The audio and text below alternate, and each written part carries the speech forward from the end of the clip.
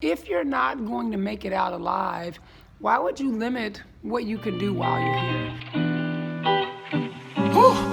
Yeah. Hey there, Kelly here, and welcome to A Slice of My World. So I was told I've been told for much of my life actually, that I am fearless. I've done a lot of things that I just don't believe in allowing. I don't know what to call it. Fear. It's really not fear. I don't believe in limitations. Let's put it that way. So there have been things that I felt like I was feeling that were limiting my life, and I couldn't have that. So for example, I'm a person that I can't swim, but I've been kayaking, canoeing, water skiing, all of that good stuff, tubing, the whole 9 yards. And I still can't swim, but I wasn't gonna let a fear of the water keep me from doing those things.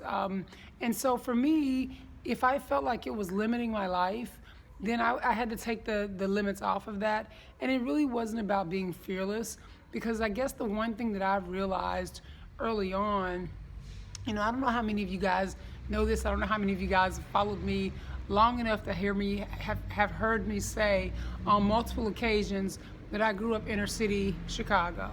And unfortunately, I lost a lot of friends at a very young age.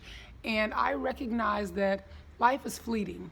Like, no, it doesn't matter that I've got an incurable disease now, but every single day, no matter who you are, life is fleeting. And as far as I know, you only really get one, at least the one I'm living currently, as far as I know. And so if you're not going to make it out alive, why would you limit what you can do while you're here?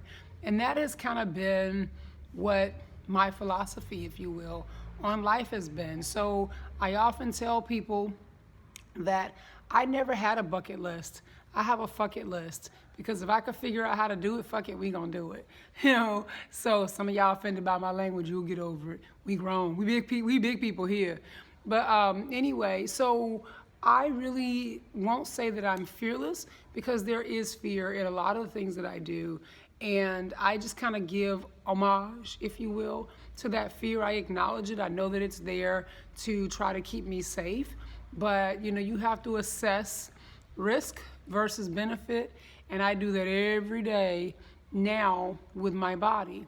Now, flash forward, speaking of my body, what has the lack of fear, if you will, or being fearful done for me as of late? Well, I'll be honest with you. I'm not ripping that tab off as much as I used to. One, because, my energy levels are often depleted.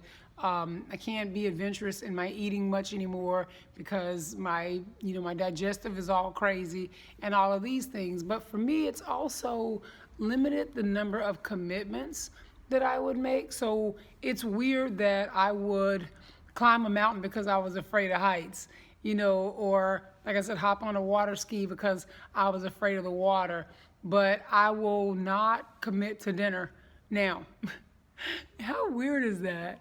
So I'll give you guys, and I've been digging into, and maybe some of you that are battling your bodies, you can share with me below some of the things that you used to do that now you probably still could do some of those things, but you're like, I'm not real sure I want to do that. And I mean, like, for me, it's really basic. So for example, I don't want people to rely on me. And I've always been that person that has shown up no matter what. If I say I am going to do it, if I say I am going to be there, you could bank on it. And now I never say I'm going to be anywhere. I always tell people I'll do my best. I won't make you any promises. And for me, where other people are involved, that's an easy thing because most of my friends and of course my family knows that I'm battling my body. They know that on any given day, I'm good, I'm up, I'm able to shake my little booty a little bit, my little booty. And on some days I'm down for the count and I can't even hardly talk. So they understand that, and I appreciate that they understand that. However, for me, I don't like to be unreliable. It's a very big deal to me to keep my word. And so I have things that I want to do. You guys have probably seen that I make the coloring books and I do some creative artwork and all of that stuff.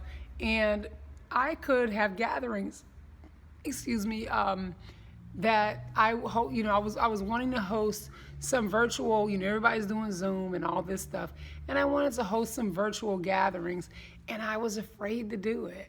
And let me tell you why. Because I felt that if I schedule that for Tuesday, that's going to be the day that my body's going to be like, screw you, and I'm going to have to stay in bed, and people are going to be disappointed. And it really is funny. And the reason I decided to do this video and share that with you guys is I don't believe in limitations. So it is time for me to rip the Band-Aid off of that feeling as well. So when I was in Thailand, a lot of you guys have been following me since before I left the States and probably followed me through my journey living in Thailand. But when I was in Thailand, I was doing business classes for being, on an online presence, so to speak. And I woke up one morning, I had a class that I had scheduled that I was going to teach, and people paid for it. And I knew that day, I was like, ooh, this is gonna be a bad day. But I refused to cancel. And I literally stood in front of that class and I taught for 8 hours, and then I left and went and they put me in the hospital for 8 days. And guys, that was like hard. My body was in so much pain that day. I literally was sitting and standing, and really pushing through to get my voice out. And it was really kind of fresh hell. And I put myself through it because I just don't believe in being unreliable. So when I think about committing to something that I run, something that I do, there's fear there. That fearlessness is not ever, it's there. And now I'm giving it credit. I'm like, hey, the idea of somebody relying on me to be there to do what I say I'm going to do is freaking me out. But I also have to keep in mind that if for whatever reason that morning I wake up and I'm not feeling it, I probably should be kinder to myself and just email folks and say, hey, y'all know I got lupus. Y'all know it's a woolly bitch. And so we just not gonna do today. Can I postpone? Or, can I refund you your money? Or, or do you want me to keep it and let's do it at a later date?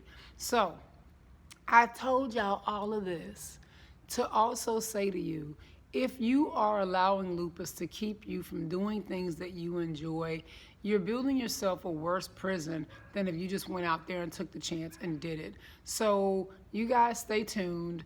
2021 will be bringing, if you want to do some of those virtual gatherings with me, I will be announcing those. I've already created the promo and marketing for it because I'm committing to no longer being a commitment phobe. I don't want to be afraid of anything other than creepy crawler creatures because they deserve to be, folks be afraid of them because they ugly. And they ugly in bad ways, 19 legs and things. But anyway, you get my point. So if you enjoyed this video, please hit the like button, hit the subscribe button to, hang out with me and listen to my nonsense and shenanigans. I don't always cuss, but sometimes I cuss.